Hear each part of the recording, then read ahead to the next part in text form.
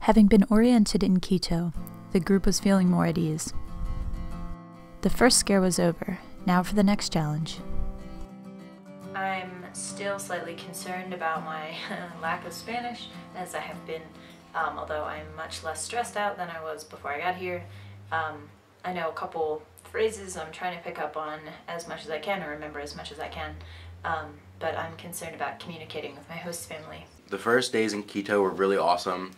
The very first day at the house, when we met our host family, probably my lowest. We started slowly approaching to getting our host families, and then I was like, oh my god, I'm not gonna get along with them, I'm not gonna know anything. I'm very hungry. I'm very tired and hot, but I'm happy that we're here. And I can't wait to meet the host family, who I'm also kind of scared. I think I might forget how to speak Spanish, but it's going to be okay. The first thing I noticed about Cuenca was how green it was. We were at a lower altitude than Quito. Itzi gave us a tour around the city while we waited to meet our host families. On a scale of 1 to 10, how nervous were you to live with a host family? Oh, definitely a 10. I cried beforehand. When they're all together as a group and it's nice and sort of safe and comfortable and everything is kosher and everything's working really well, and then all of a sudden you're in Cuenca. And 3 or 4 hours after you're in Cuenca, you're meeting your host family and you're going away. That is really when the culture shock starts hitting. I didn't really think that I would be affected by the adjustment curve, or whatever it was called. I feel like the day we got our host families and everybody was so nervous, and we just had to bond.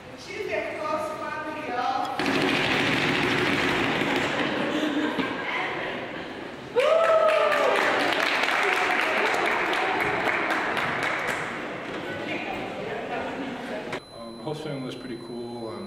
It was mom, dad, and 2 kids, older kids, 25 and 27.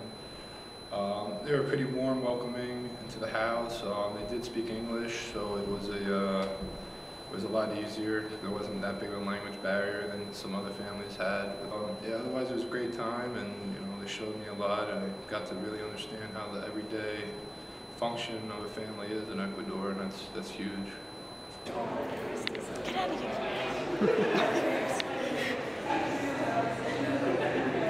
So ours are sisters, so we get to spend the New Year together. But okay, so I have a father who is 52 and a mom who is 51, and then the daughter who is 26 and lives at home. Only the daughter knows how to read English, but the mom and dad know how to say hello and food, and that's about it.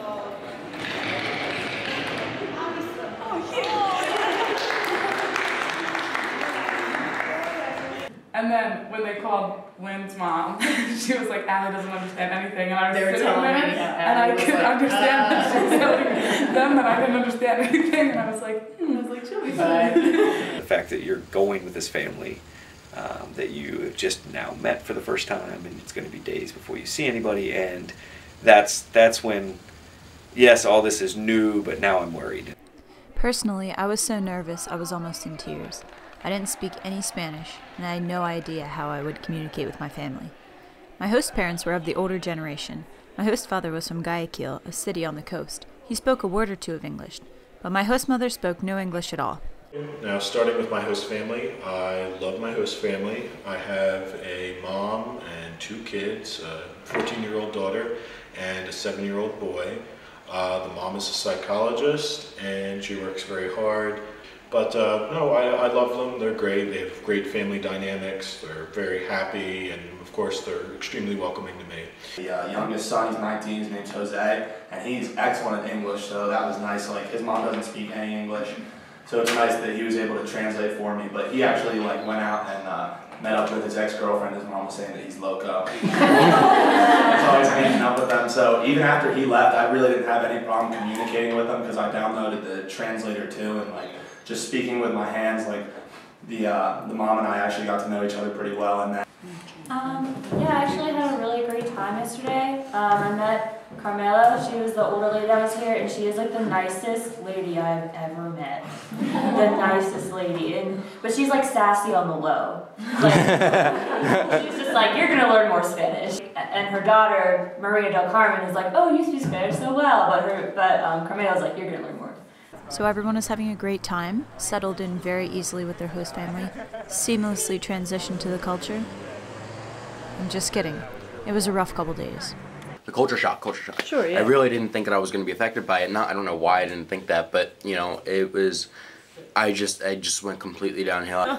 I was very nervous because I wasn't sure how well I'd be able to communicate with them, and which obviously I was right. I could not communicate with them. Yeah. So I got to the house and yeah, I don't understand anything. They don't speak English and I don't speak Spanish. So then I started using a Google Translator.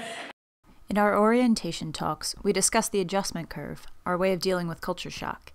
In the first stage, everything is new and exciting. For some of us, meeting our host families was just enough to send us into the second stage, frustration and homesickness.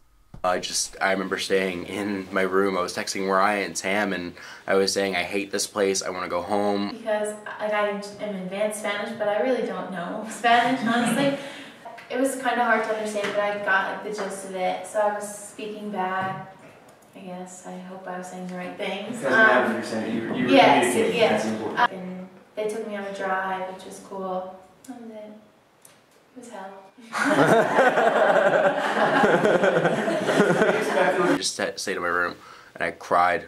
I just cried. I didn't know what to do. Like, I was really frustrated because I could not understand a single thing the mom was saying. I don't understand how. And then like I caught like words here and there. And then we needed the class hour that day to sort of debrief and share our experiences. But I have an 18-year-old, and on the paper it said intermediate Spanish, but he's like, or intermediate English, but he's like fluent. But I don't know if he lives at the house or if he's just there for the holidays. And I don't want to ask because I'm hoping that he lives. I don't want to just like, okay. The parents speak a little English. When we walked in, they asked the mom if I spoke Spanish, and she's like, nada. But the mom is really helpful, and like she'll try to explain like words to me when she can. I went back outside, I guess, to say goodbye, but I thought we were leaving. So I locked the gate, but she didn't tell me not to, so she let me go last. You had a Professor Rakis moment. Bring my passport, bring my passport, I'm really confused. I went and I played soccer with a bunch of Ecuadorian guys last night, which was, I'm really, really bad at Spanish. I'm bad at Spanish too, but I'm even worse at soccer. So.